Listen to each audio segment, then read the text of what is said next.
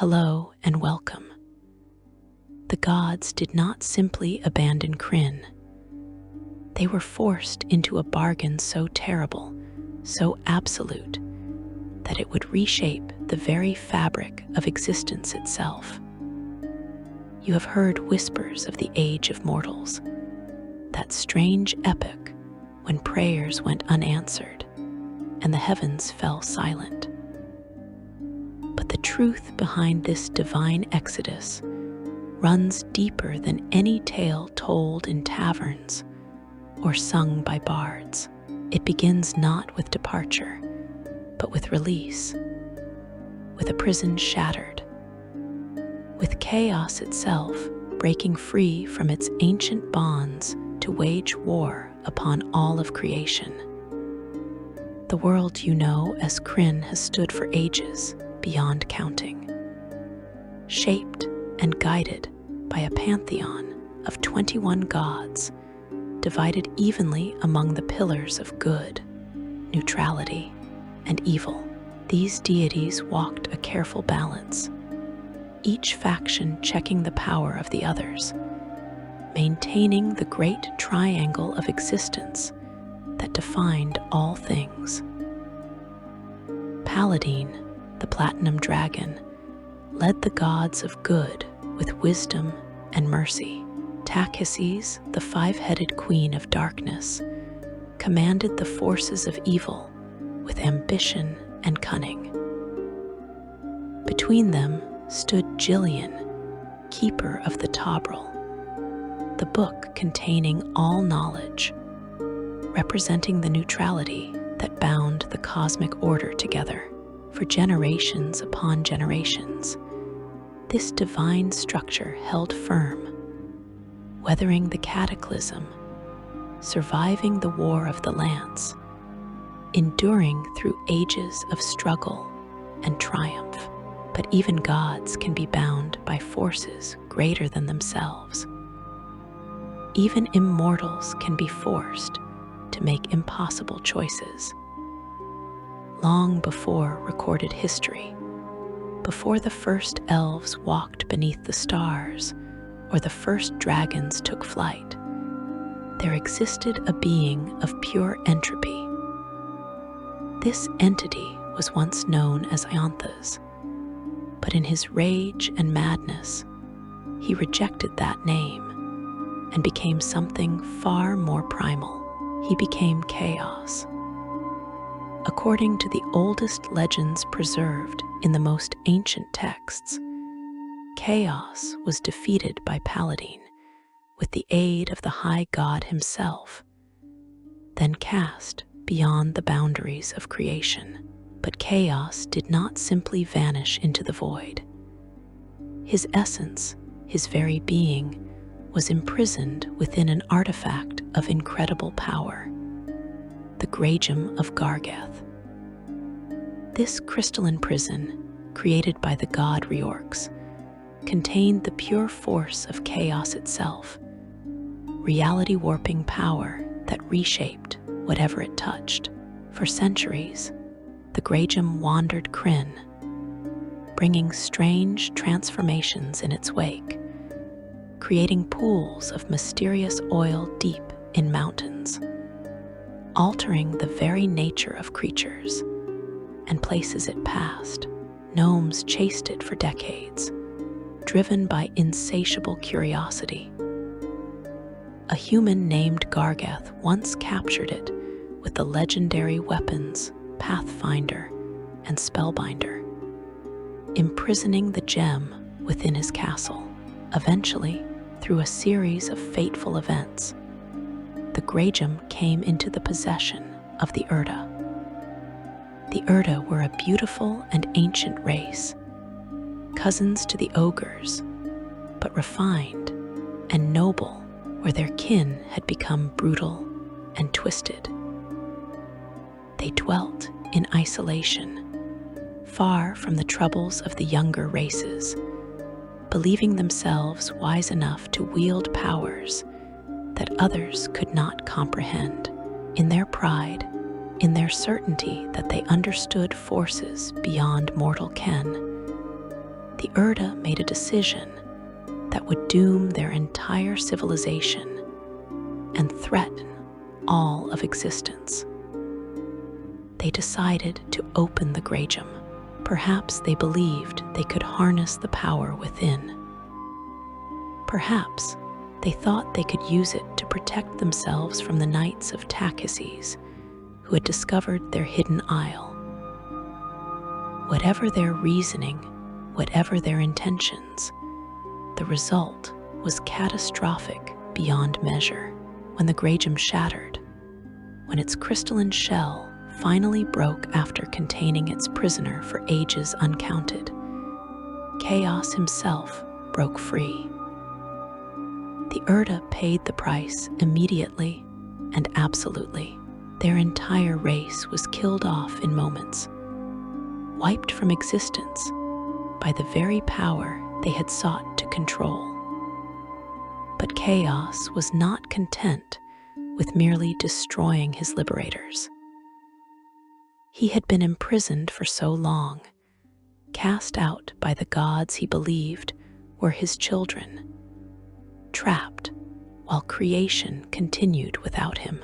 Now free, Chaos looked upon Krynn and saw only things that should not exist. He saw order where he demanded entropy. He saw structure where he craved dissolution. In his delusional rage, Chaos had come to believe himself the creator of all and of nothing, denying even the existence of the high god who had helped imprison him. To Chaos, the gods were upstart children who had rebelled against their father. The mortals were insects that needed to be crushed. All of creation was an insult that must be unmade. And so Chaos declared war, not a war for conquest, not a war for territory or power, a war of pure annihilation. The summer of Chaos began with strange weather patterns spreading across Ansalon. Reality itself seemed to strain and buckle as Chaos poured his essence into the world. Then came his legions. Shadow Wights emerged from the darkness, creatures of pure nightmare that killed with a touch. Fire dragons descended from the skies, not true dragons, but manifestations of Chaos's power, burning everything they encountered. Demon warriors marched across the land, killing indiscriminately, leaving only death in their wake. These were not armies in any conventional sense. They were extensions of Chaos himself, fragments of entropy given terrible form. Everywhere they appeared, order dissolved into madness. Everywhere they struck, life gave way to oblivion. The mortal races of Krynn found themselves facing extinction. The Knights of Solamnia, those legendary defenders of honor and justice, rallied their forces, but found their steel could barely harm creatures born of primordial chaos. The elves, with all their ancient magic and wisdom, discovered that their spells faltered against beings that existed outside the natural order. The wizards of the Three Robes, who had studied magic for lifetimes, found their most powerful incantations could only slow the tide, not stop it. Even the forces of evil, the dark knights and corrupt dragons who served Takhises, realized that Chaos threatened them as much as anyone else. In annihilation, there are no sides. In the end of all things, alignment means nothing. It was Takhises herself who first alerted the people of Ansalon to the true scope of the threat. The Queen of Darkness, ever scheming, saw an opportunity even in apocalypse. This could suggest she was already planning how to leverage the situation to her advantage, positioning herself as indispensable while simultaneously preparing her ultimate betrayal. But despite her manipulations, despite her hidden agenda, Takhises was not wrong about one thing. Chaos had to be stopped, or nothing would remain. The gods themselves descended to fight.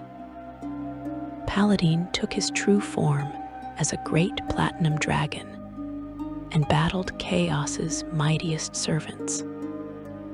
Takhises, for perhaps the only time in her existence, fought alongside her ancient enemy, both recognizing that their eternal struggle meant nothing if there was no world left to struggle over. Jillian, normally an observer and recorder of events, took up arms. Reorx, the Forgemaster, wielded weapons of his own creation.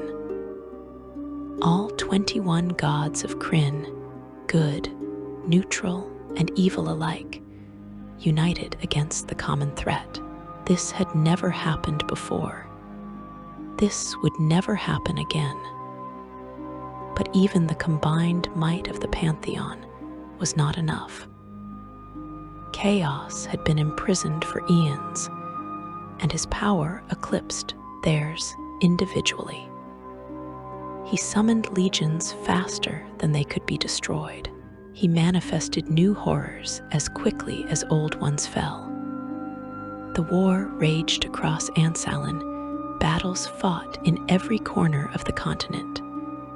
Cities burned, forests fell, mountains crumbled, the very land itself was being unmade.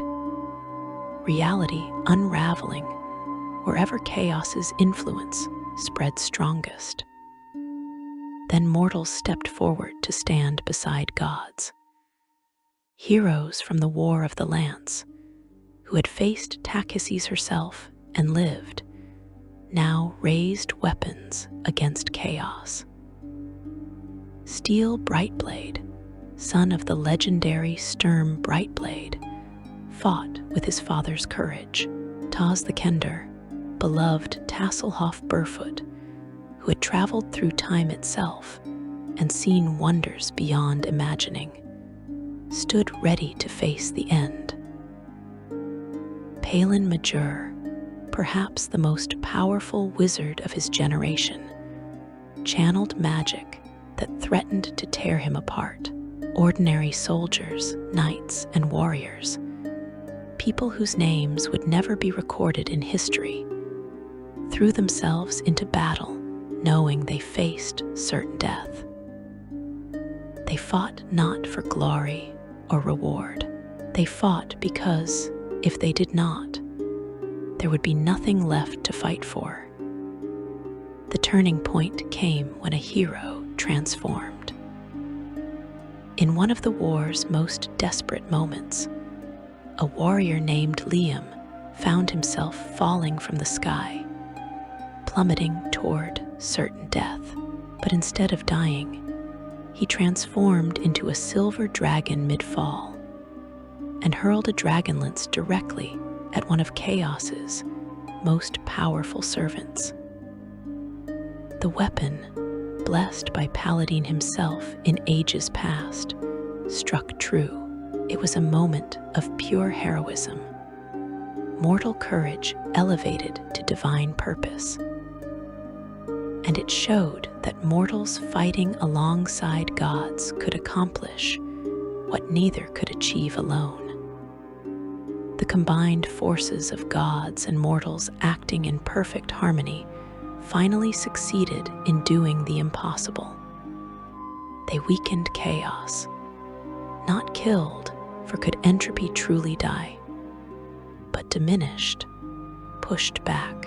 In the final confrontation, Tasselhoff Burfoot stabbed Chaos in the toe with a magical knife called Rabbit Slayer, drawing a single drop of blood.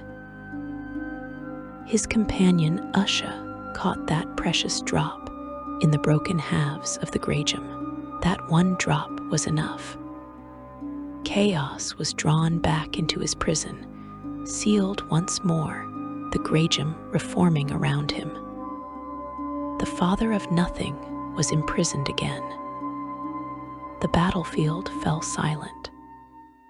Chaos's legions, beings that existed only as extensions of their master, simply vanished. The strange weather pattern ceased. Reality stabilized, the fabric of existence no longer threatening to tear apart at the seams. The war was over. Creation had survived. But as the defenders looked around at the devastation, at the bodies of heroes and gods alike scattered across bloodied ground, they began to understand that survival had come at a price far steeper than anyone had imagined. The bodies of the fallen were gathered with reverence and grief. They were placed in the last hero's tomb in solace, knights of Salamnia lying side by side with warriors from every corner of Krynn. There should have been celebration. There should have been rejoicing that the world endured. Instead, Fizban the Fabulous, who was Paladin in disguise, gathered the remaining heroes and told them the truth.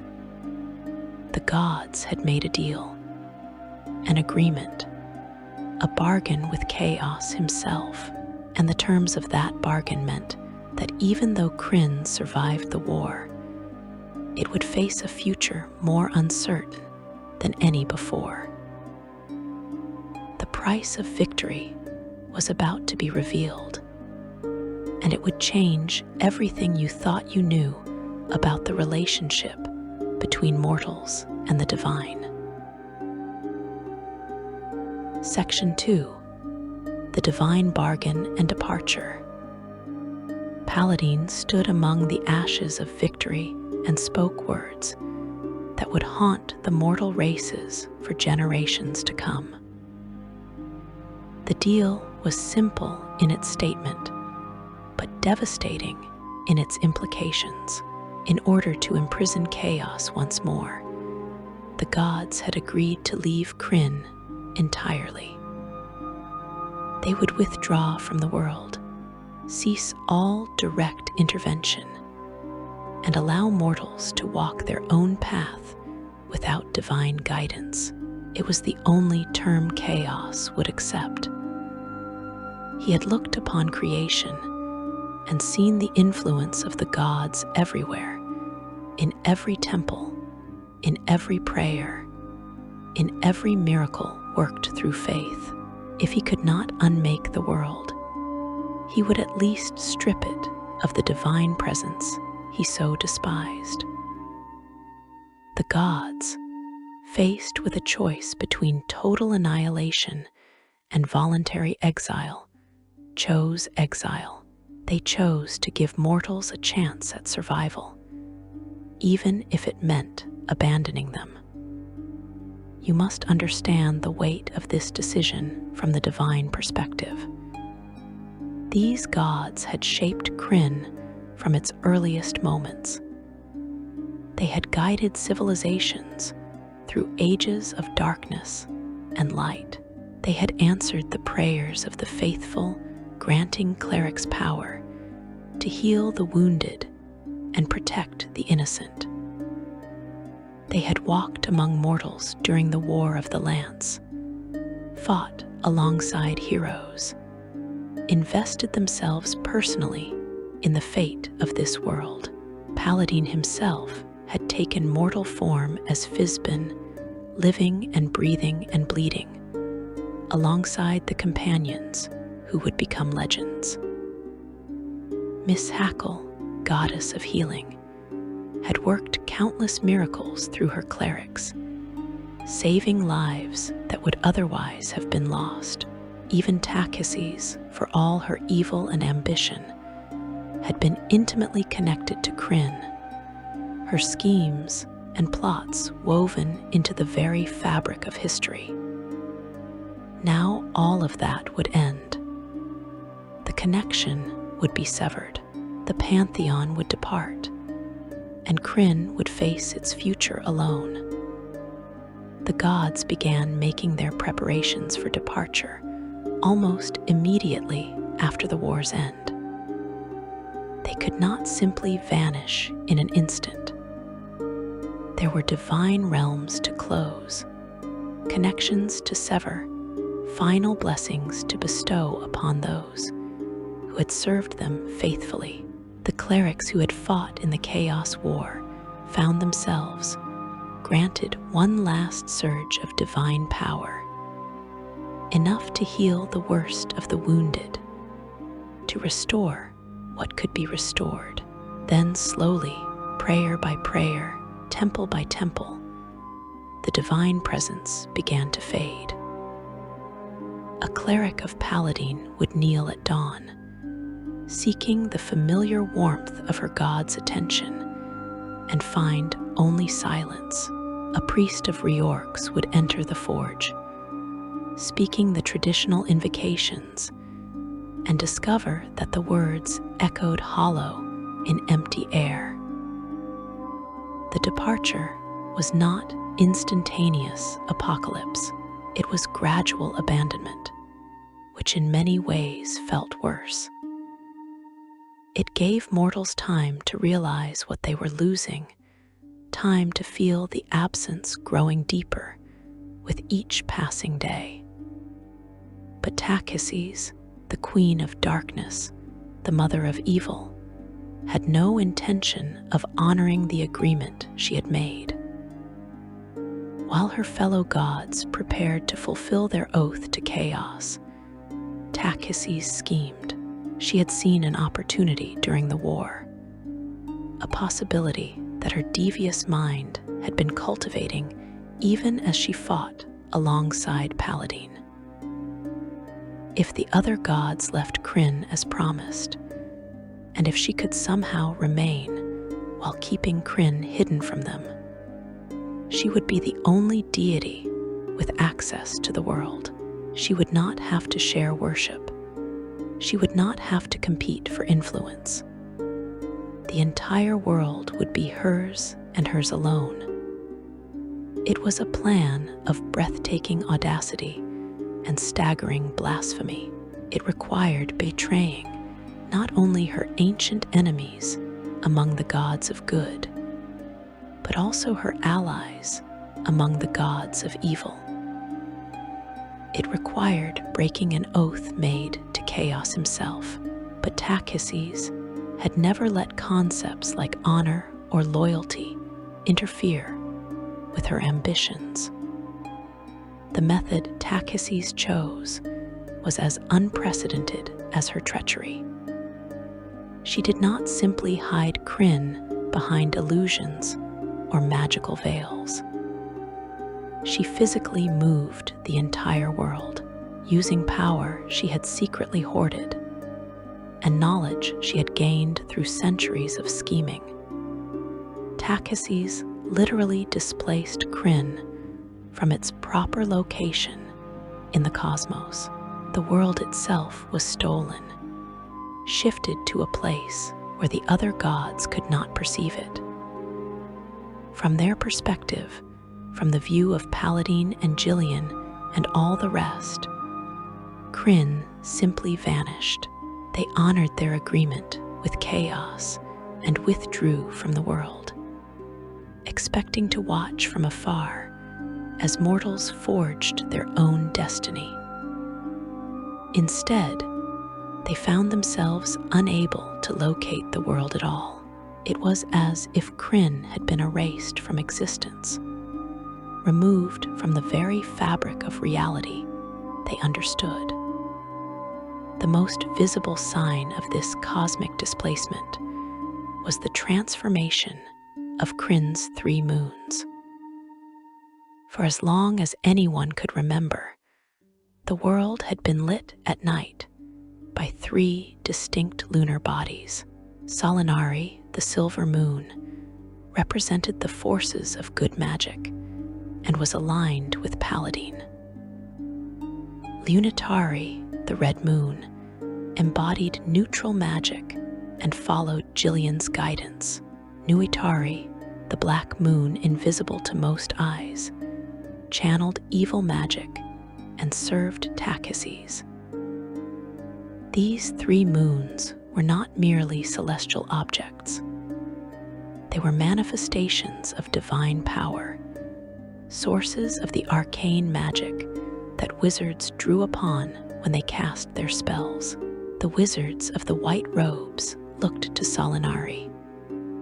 The red robes drew from Lunitari. The black robes pulled power from Nuitari. It was the foundation of Krynn's entire magical system. When Takhises moved the world, when she displaced Krynn from its proper cosmic location, the three moons merged into one. Mortals looking up at the night sky saw a single pale orb where three had always hung. It was wrong, unnatural, a constant visible reminder that something fundamental had broken in the order of things. The consequences of this lunar merger extended far beyond aesthetics. The magic that wizards had relied upon for centuries began to fail. Spells that should have worked flawlessly fizzled into nothing. Incantations that had been taught for generations produced unpredictable results, or no results at all. The towers of high sorcery, those great bastions of magical learning that had stood through the cataclysm and the war of the lance, found their power waning. Wizards who had spent decades mastering their craft discovered that their knowledge meant nothing when the fundamental source of their power had been corrupted. Palin Majur, who had been one of the most powerful mages of his generation, found himself struggling to cast even simple spells. The Staff of Magius, that legendary artifact passed down through his family, became little more than a glorified walking stick. Magic, the force that had shaped so much of Krynn's history, was dying. Divine magic fared no better than arcane power. The clerics who had called upon the gods for healing and protection found their prayers unanswered. Not ignored, but genuinely unheard. The gods were not choosing to withhold their blessings. They literally could not perceive Krynn anymore, could not hear the desperate pleas of the faithful they had left behind. A cleric of Miss Hackle kneeling beside a dying child could pray with perfect faith and absolute devotion, and nothing would happen. No divine warmth would flow through her hands. No healing light would manifest. The child would die, and the cleric would be left with only doubt and despair. Temples that had bustled with activity for centuries began to empty. Why worship gods who did not answer? Why maintain faith in divine beings who had seemingly abandoned their followers? Some mortals refused to accept the abandonment. They insisted that the gods were testing them, that this was a trial of faith that would eventually end. They maintained temple services, kept sacred fires burning, continued rituals that no longer produced any tangible effect. These faithful few kept hope alive, even as the world around them descended into chaos of a different sort. But many others turned away from the gods entirely. They embraced cynicism and self-reliance, deciding that if the divine would not help them, they would forge their own paths without divine guidance. The social structures that had been built upon religious foundations began to crumble.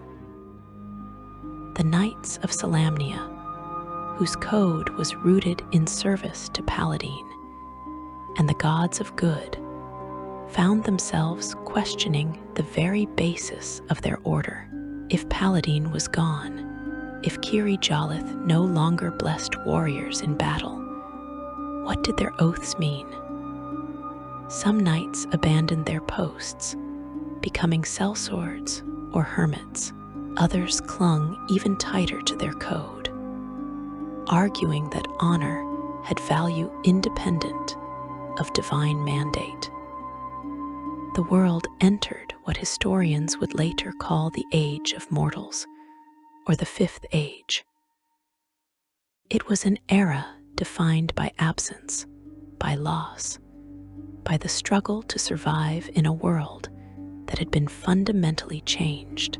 You living through those early years would have felt it in every aspect of your life.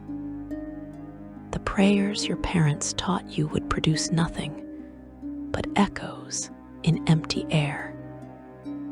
The magic your teachers demonstrated would fail more often than it succeeded. The stories of heroes blessed by gods would sound like fairy tales, impossible fantasies from a world that no longer existed. Everything that had defined Krynn for generations was being stripped away, and no one understood why. The gods had promised to leave, yes, but this felt like more than departure. This felt like erasure. What made the situation even more desperate was that mortals could not know the truth. They could not understand that Takhises had stolen the world itself, that the other gods were desperately searching for Krynn, but could not find it. From the mortal perspective, all the gods had abandoned them equally. Paladine and Takhises, Mishakel and Kimash, Jillian and Surian, all were equally absent, equally silent. The idea that this was betrayal rather than simple departure did not occur to most people. They assumed the Chaos War had been so costly, so devastating, that the gods had decided mortals were not worth the trouble anymore. They believed themselves abandoned by choice, cast aside by divine beings who had tired of their worship and their prayers. Trade routes that had relied on clerical healing and magical transportation broke down. Diseases that would have been cured with a simple prayer from a cleric of Mishakel now spread unchecked through villages and cities. Crops that had been blessed by priests of Kislev failed without divine intervention. The carefully maintained balance between good, neutral, and evil that had defined Krynn's political landscape for centuries collapsed as people scrambled for power. In the absence of divine oversight, warlords rose and fell. Kingdoms fragmented. The map of Ansalin began to reshape itself as societies reorganized around new paradigms, new power structures that did not depend on gods who would not answer. Yet even in this darkness, some lights began to shine.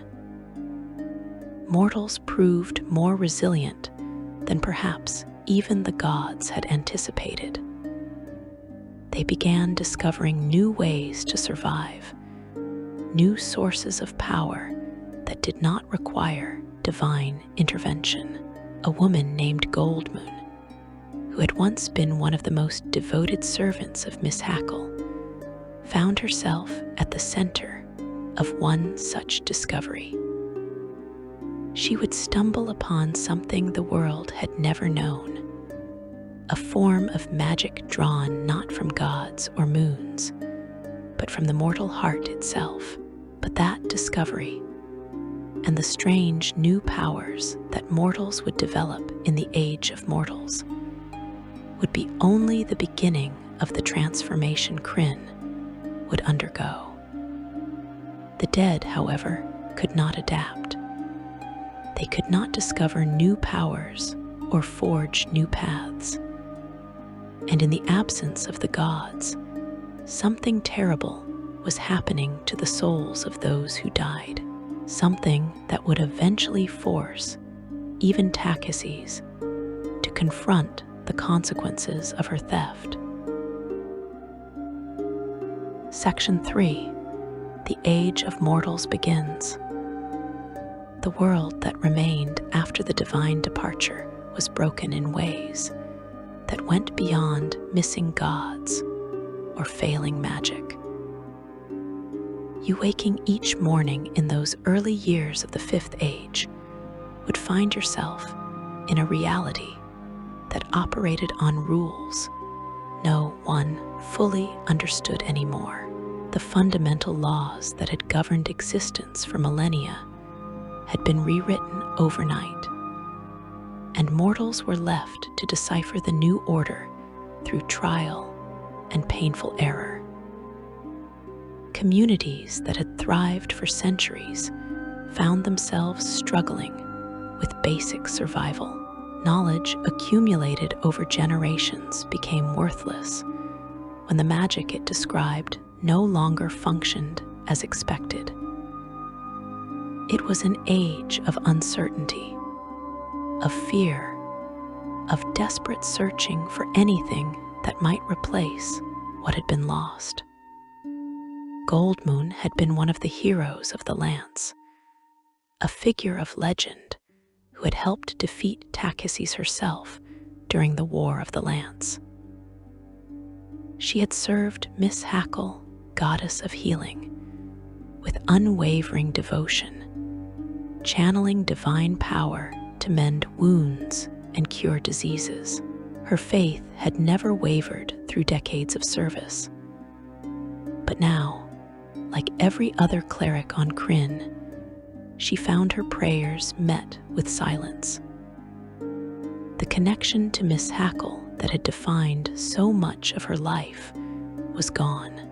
For someone who had built their entire existence around serving a goddess, around being a conduit for divine healing, this absence was devastating beyond words. Many clerics fell into despair when they lost their powers. Some took their own lives, unable to face a world where their purpose had been stripped away. Goldmoon could have followed that dark path. Instead, she chose to search for answers. She traveled to Shalsea, an island that would become the site of one of the most important discoveries in Krynn's history. There, following a recurring dream, Goldmoon found the Silver Stair, a magical stairway that could only be seen at night and was thought to be a portal to reach Solinari, the white moon of Krynn. While climbing it, she experienced a vision about the power of the heart, a special magic that would come to replace the one provided by the gods of old. She discovered this new power when healing a dying Jasper Fireforge 3 years earlier in Solace.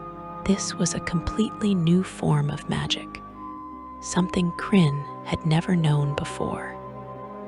She called it mysticism, where divine magic had flowed from the gods through clerics. Mysticism flowed from the mortal heart itself. It required emotional connection, empathy, a willingness to open oneself completely to the suffering and joy of others. It was not granted by external beings. It was discovered within. Goldmoon established the Citadel of Light on Shalsea to teach this new art.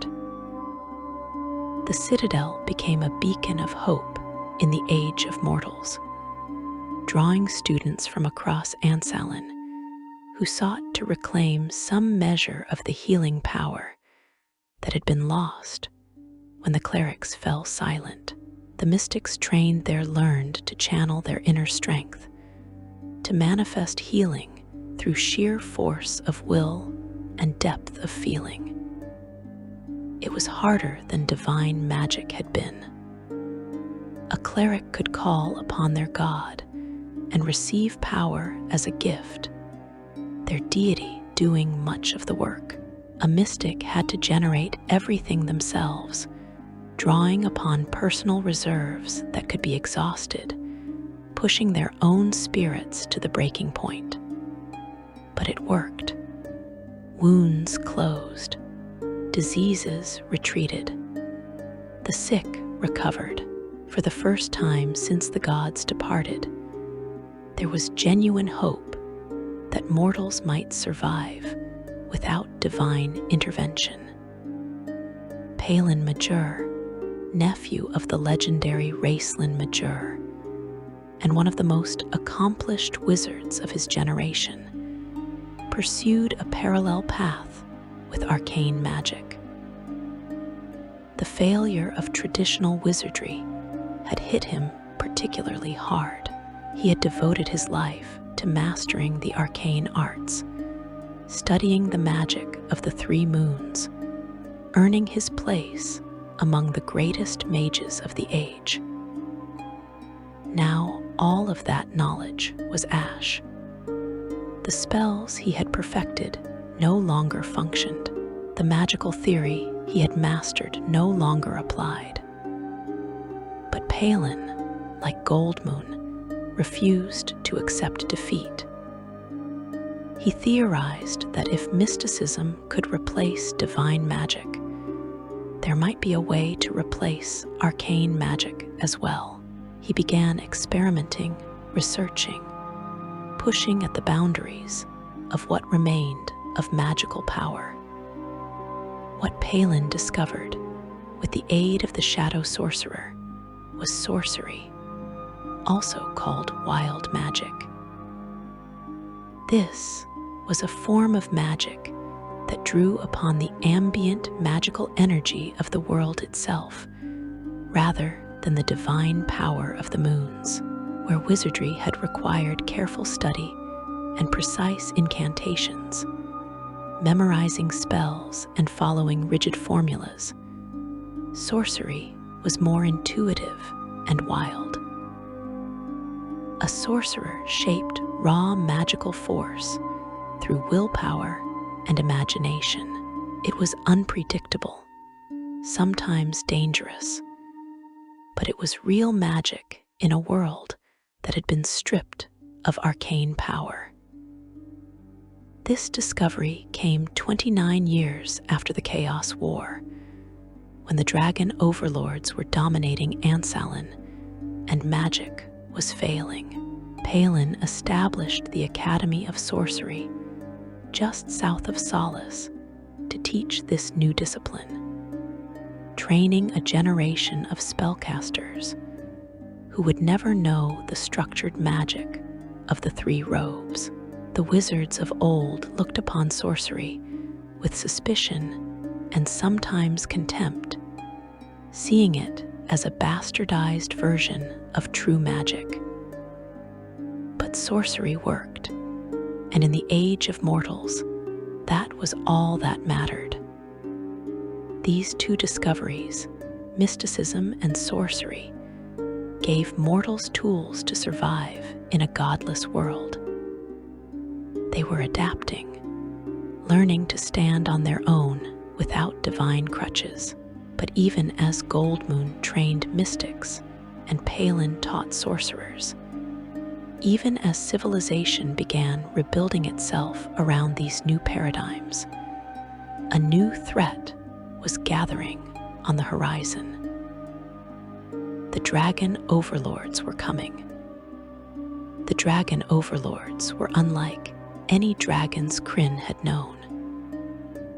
They were massive beyond comprehension, dwarfing even the ancient worms that had terrorized Ansalin during the War of the Lance.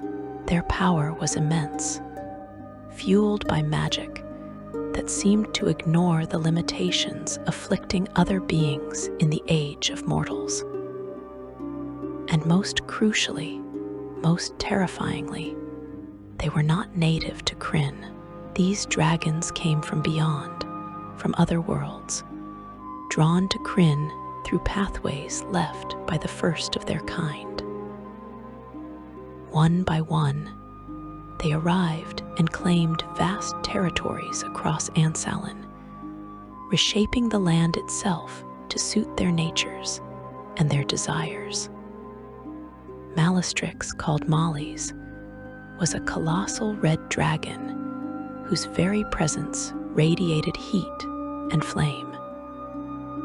She came from what some called the dragon world, where she had been a smaller dragon. She claimed a massive territory in what had been the Goodland Peninsula and began transforming it into a volcanic wasteland.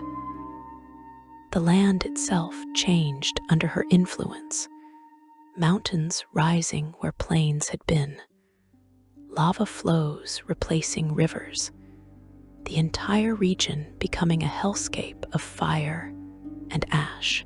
Thousands died in the transformation, either consumed by the flames or forced to flee as refugees. Molly's ruled her domain with absolute tyranny, demanding tribute and destroying any who defied her. Berlinthrinox, known as Beryl, was a green dragon of equally staggering size, who took control of much of Qualinsti, the ancient homeland of the elves. She was cunning and cruel, delighting in psychological torment as much as physical destruction. The forests that the elves had tended for generations withered under her toxic influence, corruption spreading through the very soil.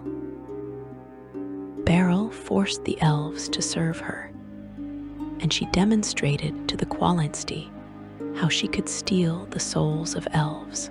In response, the elves of Qualinsti submitted to Berlinthrinox in 405 after Cataclysm.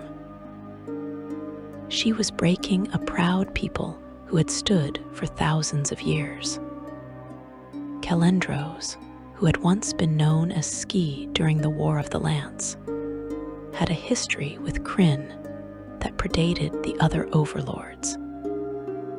He had served Kishiara, one of Takhis's most infamous dragon high lords, and had bonded deeply with his rider. But when Kishiara was killed while away from him, the blue dragon spent years searching for her soul throughout the multiverse, traveling to other planes and dimensions, using portals located throughout Krynn. When the magic that powered the portals left with the gods after the Chaos War, Calendros was far from dissuaded. He had been an alien dragon all along. Only Takhis's knew this truth when Takhis's moved Krynn through space and time to hide it from the other gods. The effort severely weakened her, and Calendros's travel left a path to be followed. This could suggest that his journey inadvertently opened the way for other alien dragons to find this unprotected world ripe for conquering. The Calendros who returned as an overlord was transformed, grown to monstrous proportions, wielding power that made his previous incarnation seem like a hatchling by comparison. He claimed the desert regions, ruling with intelligence and strategic brilliance, that made him perhaps the most dangerous of all the overlords. Gelidus, the white dragon, along with other overlords, carved out their own territories. Each overlord reshaped their domain to match their elemental nature. White dragons created frozen wastes. Black dragons spread swamps and decay. The geography of Ansalin was being rewritten. Centuries of natural development undone in months, as these alien creatures imposed their will upon the land itself. The question that haunted those who understood the scope of the invasion was simple. Why? Why were these dragons coming to Krynn? What force was drawing them across the void between worlds? The answer, though few realized it at the time, lay with Takhises. The Queen of Darkness had not simply hidden Krynn from the other gods. She had been actively planning how to control a world where she was the only deity. Based on what we know, we can assume the dragon overlords were part of that plan, drawn by forces she had set in motion. Takhises was too weak after moving Krynn to stop the alien dragons that came from the beyond and found this unprotected world. These alien dragons discovered methods to drain the soul from the native dragons they killed, and even craft dragon totems from their skulls when killed intact. The mortal races found themselves caught between multiple catastrophes. The loss of the gods was trauma enough. The failure of magic had crippled civilizations. Now, the dragon overlords were physically destroying and transforming the land, creating refugee crises as entire populations were displaced. You living through this period would wake each day wondering if your home would be the next to fall, if your city would be the next to burn or freeze or sink beneath rising waters. Governments collapsed. The Knights of Solamnia struggled to maintain order when they could barely protect their own strongholds. The nations that had defined Ansalin's political landscape fragmented or were conquered outright by the overlords. Some communities adapted by swearing fealty to the overlords, becoming vassals to dragon tyrants in exchange for protection from other threats. They paid tribute in gold and goods, and sometimes lives, maintaining a precarious existence under scaled shadows.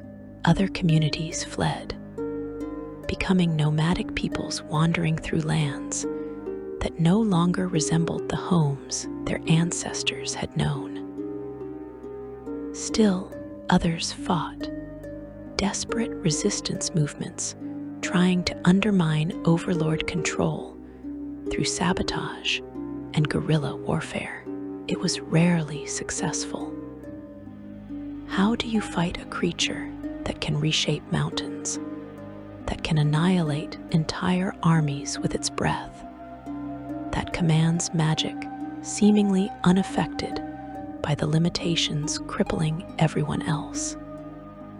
The social fabric that had held Krynn together unraveled further. Religious institutions had already been devastated by the gods' departure. Now, the secular governments were failing too. People turned inward, focusing on immediate survival rather than abstract concepts like honor or justice. The Knights of Solamnia saw their numbers dwindle as knights abandoned their oaths, deciding that dying for honor meant nothing when the entire world was dying. The wizard orders that had maintained the balance between good, neutral, and evil magic were already crippled by the failure of moon magic. The wizards of high sorcery had convened the last conclave, where the orders of high sorcery were completely dissolved. The rise of wild sorcery and the establishment of Palin's Academy created new tensions. Old wizards clinging to traditions that no longer functioned, while young sorcerers embraced powers the elders considered crude and dangerous. Yet even in this darkness, even as dragon overlords reshaped the land and societies collapsed, mortals demonstrated remarkable resilience.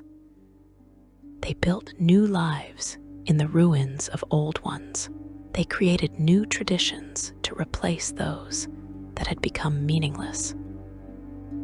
Children born in the age of mortals grew up never knowing divine magic or the traditional three-moon wizardry. To them, mysticism and sorcery were normal, the natural order of things. They did not mourn what they had never known. They simply adapted to the world as it existed, building futures in circumstances that would have seemed impossible to their grandparents. But there was one problem that no amount of adaptation could solve. One consequence of Takhisis's theft that was growing worse with each passing year. The dead were not finding rest when someone died in the age of mortals. Their soul should have passed on to the afterlife, to the domains maintained by the gods for the faithful departed. But the gods could not reach Krynn anymore. They could not shepherd souls to their proper destinations. And Takhisis, for all her power, could not replace the entire divine bureaucracy of the afterlife by herself. So the souls remained, trapped, unable to move on, unable to truly die. They lingered in a terrible state between life and death, their presence beginning to have effects that even Takhisis had not anticipated. The dead were becoming a problem that would eventually force the Queen of Darkness to confront the unsustainability of her stolen world. Section 4. The Hidden Truth and Souls in Torment. The souls of the departed found themselves in a prison of Takhisis's making, though she had never intended to create it. When someone died in the age of mortals, their spirit should have been guided to the afterlife by the gods who had watched over them in life. A faithful servant of Paladine would ascend to join the platinum dragon in his celestial realm. A devotee of Miss Hackle would find peace in the goddess's healing embrace. Even those who had served evil gods like Kimash or Morgan had proper places in the afterlife, domains maintained by their patrons, where souls could exist according to their nature. But Takhisis had moved Krynn beyond the reach of all other gods. She had stolen the world and hidden it so completely that not even divine perception could locate it. The souls trapped on this displaced world could not reach the afterlife because the pathways to those divine realms no longer existed from Krynn's new location. They were stuck, caught in a liminal state, unable to move forward, unable to return to life, existing in torment between one state and another. At first, the problem seemed manageable. The recently dead lingered as ghosts and spirits, confused and frightened, but not immediately dangerous. They haunted the places they had known in life, desperately trying to communicate with loved ones who could not see or hear them. But as months turned to years, as the age of mortals continued, and more people died without their souls finding rest, the accumulated spiritual pressure began to have physical effects on the world. The barrier between life and death grew thin and permeable. Ghosts became more visible, more able to interact with the physical world. Some became vengeful, angry at their imprisonment, lashing out at the living who still had what they had lost. Others simply suffered, their torment radiating outward like heat from a flame, creating zones of despair and madness wherever their presence concentrated. Then the living began to notice something even more disturbing. Magic was draining away faster than the mere absence of the gods could explain. Mystics found their powers weakening over time, even as they trained and practiced. Sorcerers discovered that spells that had worked reliably for years were becoming harder to cast, requiring more effort, producing weaker results. The ambient magical energy of Krynn itself seemed to be bleeding away, siphoned off by some invisible force. The truth, when it was finally understood, was horrifying. The trapped souls were feeding on magic, not consciously, not deliberately, but simply by existing in their unnatural state. They were drawing upon the magical essence of the world to sustain their impossible existence between life and death. Every soul that died and could not move on became a drain on Krynn's magical reserves. As the years passed and the population of trapped souls grew, the drain accelerated, threatening to strip the world bare of all mystical energy. Goldmoon, now elderly and witnessing the slow deterioration of everything she had worked to build, finally perceived the truth with her mystical senses. She saw the river of souls, that metaphysical current that should carry the dead to their eternal rest, dammed and blocked, backing up like water behind a collapsed bridge. She saw spirits crying out for release, begging for the magic that might free them from their torment. "Give me the magic. I need it so I may escape oblivion," they pleaded, their voices echoing through the mystical realm she had learned to perceive. It was not malice driving them. It was desperation, the existential agony of beings trapped in a state that violated every natural law. Krynn was dying. Not quickly, not dramatically, but slowly and inexorably. The magic that had defined the world for millennia was being consumed by the very souls of its people.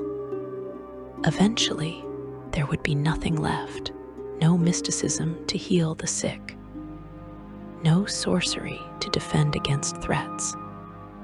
Even the ambient life force that sustained all living things would be drained away. The world would become a hollow shell, inhabited only by the living who could not die fast enough, and the dead who could not truly die at all. This could suggest that Takhisis's grand scheme to rule Krynn as its sole deity was fundamentally unsustainable from the beginning. Doomed by her own inability to to manage the divine infrastructure required to maintain a functioning world. Takhisis was not blind to these developments. She had positioned herself as the one God, the sole divine power accessible to the mortals of her stolen world. She drew strength from the trapped souls, feeding on their anguish and the magic they consumed, growing more powerful even as the world weakened around her. According to Tracy Hickman and Matthew L. Martin, it is due to mortals' actions and death that they lend power to the gods, and that the gods then return power to their living followers. But on the displaced Krynn, rather than being an open circuit of souls entering the world, worshipping the gods, and the gods feeding the energy back to the mortals, until their death, where they move on to another plane. Krynn became a closed circuit, empowering and unbalancing the world even more, with Takhisis drawing power from the trapped souls. Yet even she must have realized that this could not continue indefinitely. A goddess ruling over a dead world would have no worshippers, no prayers, no source of divine sustenance beyond the initial feast of trapped souls. She needed to act, to reshape circumstances to her advantage, before the situation spiraled completely beyond her control. In 418 after Cataclysm, approximately 40 years since the Chaos War ended, Takhisis made her move. A massive storm swept across Krynn, a tempest of supernatural fury that announced the return of divine power to the world. This was no natural weather pattern. It was a manifestation of Takhisis's will, a demonstration that the age of godless existence was ending. The storm brought both terror and hope. To some, it was a harbinger of doom, the anger of a vengeful deity. To others, especially those who had clung to faith through decades of divine silence, it was proof that the gods had not completely abandoned them. But the storm carried a more specific message. It heralded the coming of a prophet. Her name was Mina. She was a young woman of extraordinary presence, charismatic beyond measure, wielding powers that had not been seen on Krynn since the gods departed. Soldiers who encountered her felt instantly compelled to follow, converted to her cause by the sheer force of her conviction. She spoke of the one God, a deity who had not abandoned the world, but had remained faithful to mortals, even when all other gods had fled. She worked miracles, healing the sick with a touch, raising the dead to fight again in service of the one God's cause. To a world starved of divine presence, Mina was intoxicating. She was proof that someone still cared, that prayers could still be answered, that faith still had meaning. What few knew, what perhaps even Mina herself did not fully understand at first, was that she had been shaped for this role from childhood. She had been found as a young child, a shipwreck victim with no memory of her life before washing ashore on Shalsea. Goldmoon had taken her in, raised her at the Citadel of Light, given her the love and guidance of a mother. But when Mina was 14, she heard a voice calling to her across the darkness. It was Takhisis. Though the goddess called herself the one God, concealing her true identity. Mina left the citadel, drawn by that divine summons, and for 3 years she was shaped and molded by Takhises into the perfect prophet. When she emerged from the storm at 17, she was a weapon aimed at the heart of Krynn's political and spiritual order.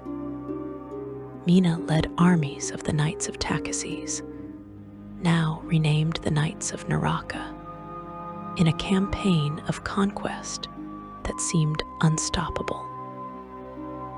She brought down the magical shield surrounding Sylvansti that had been draining the life from the elves within. She fought and killed 3 of the mighty dragon overlords, accomplishing what mortal armies had failed to achieve for decades. Even Lord Soth, the Death Knight who had existed in cursed immortality for centuries, found his tormented existence ended by Mina's actions.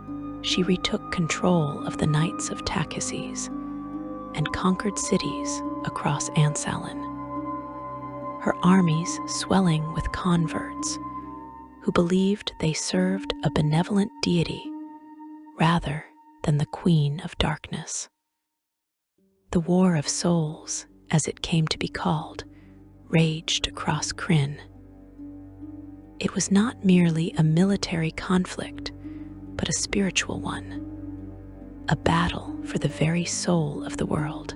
And as Mina's conquests continued, as the one god's power manifested more overtly in the world, the other gods finally found what they had been searching for. Paladin heard Goldmoon's call across the void. Racelyn Majur, the legendary archmage who had achieved a form of immortality in the abyss, aided the gods in their search. They found Tasselhoff, that irrepressible kender whose actions at the end of the Chaos War had helped seal chaos away. And through Tasselhoff, through the temporal anomalies surrounding him, they finally located Krynn in its hidden cosmic position. Takhises, sensing her time running short, manifested fully in the mortal world. She appeared in all her terrible glory, the 5-headed dragon queen, prepared to fight for her stolen realm. She battled Malastrix, the mightiest of the dragon overlords, and killed the great red dragon in single combat, demonstrating power that dwarfed even those alien behemoths. But her triumph was short-lived. The other gods had returned. They had found Krynn, and they had reached a verdict on Takhises' crimes. She had stolen the world. She had imprisoned the souls of countless dead. She had broken her oath to chaos and betrayed her fellow deities. Even Sargonas, who had generally been loyal to Takhises, declared that she had gone too far. The punishment was absolute and unprecedented. The gods stripped Takhises of her divinity. They made her mortal, vulnerable, subject to death as any other living being, no longer a goddess, no longer immortal. Takhises stood in the ruins of her failed conquest and felt mortality settle upon her like a shroud. It was Sylvanashe who struck the final blow. The young elf prince, wielding a broken dragonlance, plunged the weapon into the now mortal Takhises. The Queen of Darkness, who had shaped the fate of Krynn for millennia, who had orchestrated the War of the Lance and stolen the world itself, died as mortals die. Her death was not glorious. It was not the end of an era marked by cosmic grandeur. It was simply the ending of a life, as final and absolute as any mortal's death. Mina, witnessing the death of her one god, the deity she had served with absolute devotion, picked up Takhisis's sword. In her grief and rage, she killed Silvanashe. Mishakel later took the young elf's body and returned it to his mother Ulhana for burial. But Mina's vengeance brought no satisfaction, no peace. She had lost everything. Gold Moon, her surrogate mother, had died during the war. Takhisis, the god she had served, was dead by mortal hands. Not one of the gods told Mina the truth about who the one god truly was, leaving her to be tormented with loss and confusion. But there was one more sacrifice required. The balance had been disrupted. With Takhisis removed from the pantheon, there were now more gods of good than gods of evil.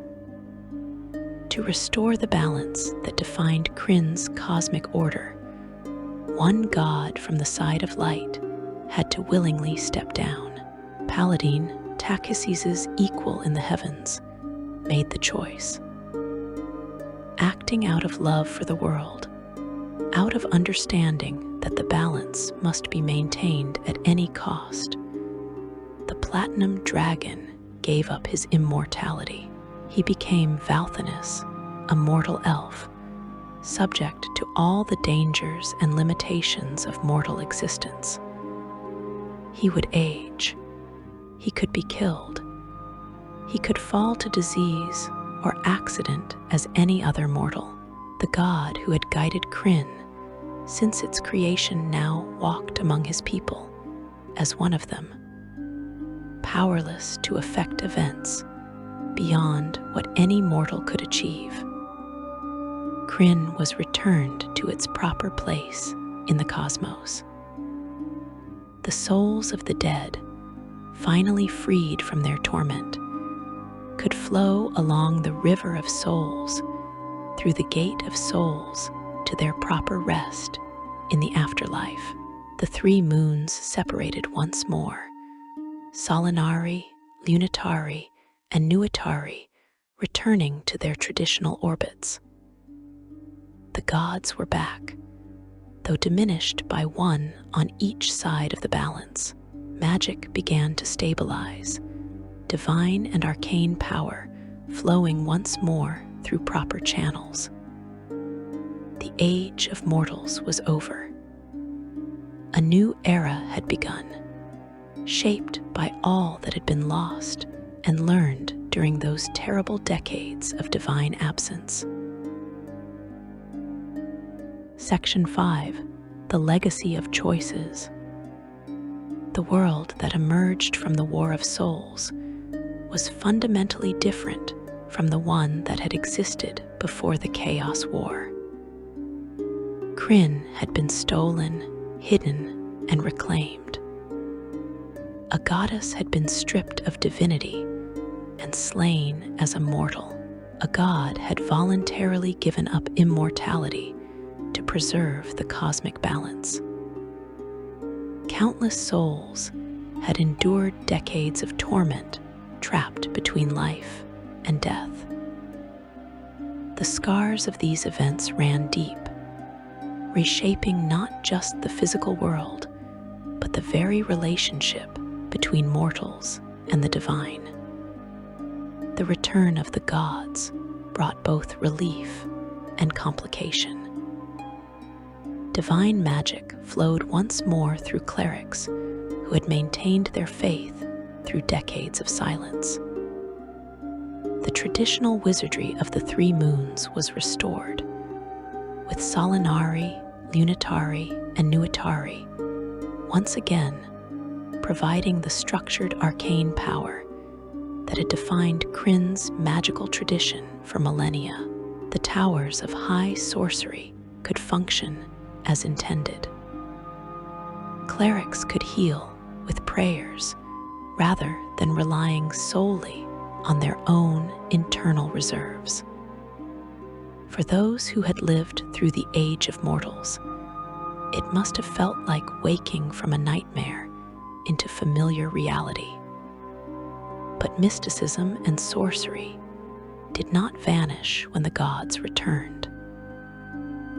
These powers, born from mortal necessity during the godless years, persisted alongside the restored divine and moon magic. This created tension that had never existed before on Krynn. The old clerics viewed mystics with suspicion, seeing them as practitioners of inferior magic, pretenders who channeled emotion when they should be channeling divine will. The traditional wizards of the three robes looked down upon sorcerers, dismissing wild magic as crude and undisciplined compared to the elegant precision of moon-based wizardry. Yet the mystics and sorcerers had saved civilization when the old ways failed. They had kept healing and magic alive when prayers went unanswered and spells fizzled into nothing. Their methods might be different, their power sources unconventional, but they were real and effective. Based on what we know, we can assume this created a world with more magical diversity than Krynn had ever known. 4 distinct types of magic now coexisted, each with its own practitioners, traditions, and philosophies. Divine magic from the gods themselves, arcane magic drawn from the 3 moons, mysticism flowing from the mortal heart, sorcery shaped from ambient magical energy. It was unprecedented.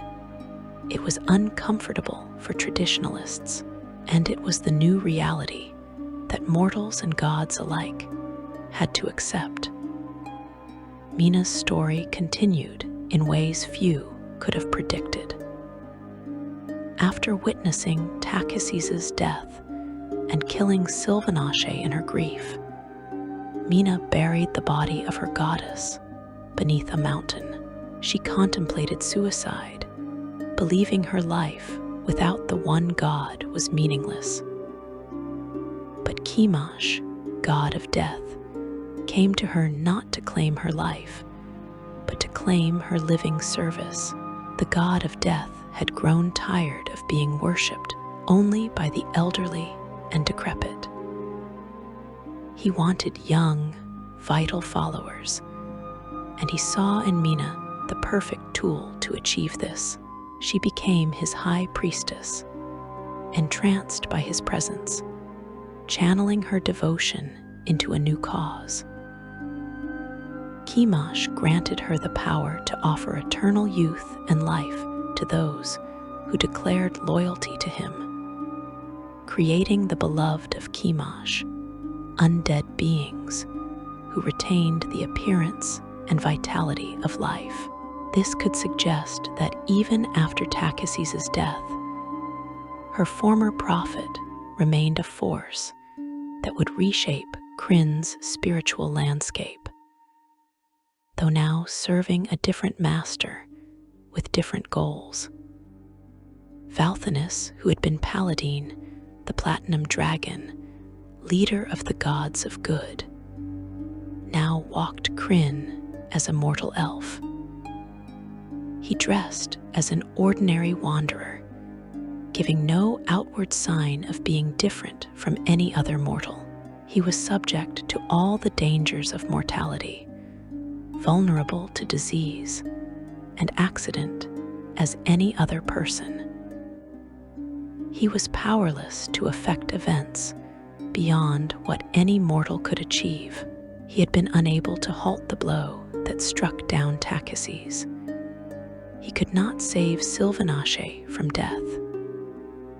The moment he became mortal, all the knowledge he once held as a god began to fade from his mind.